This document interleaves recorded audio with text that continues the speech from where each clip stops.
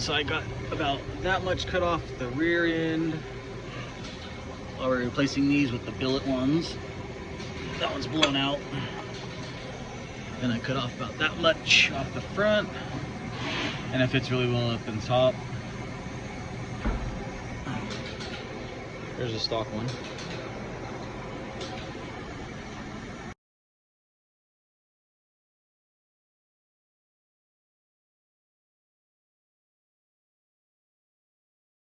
That's kind of what I'm thinking of on the front mount.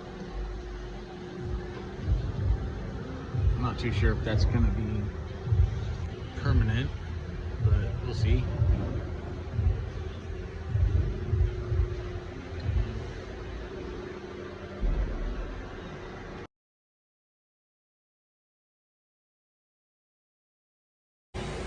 So this is kind of my idea of what I'm going to do.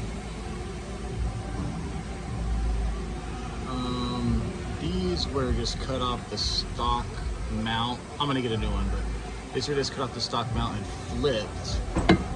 And then I'm gonna drill a hole here and a nut and a bolt up top. Have the top part gusseted, and I'll weld that onto the frame. See how that works out.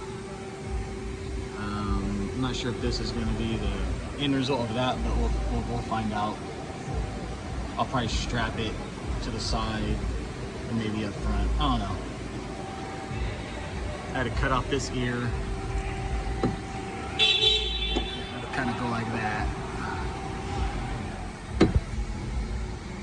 So this is what I did. I welded on a nut on one side, a stud on the other. We'll just slide up in here, like so. So I was able to put that on, that's that stud coming through, and then using the stock location for that. And this will get bolted up to there.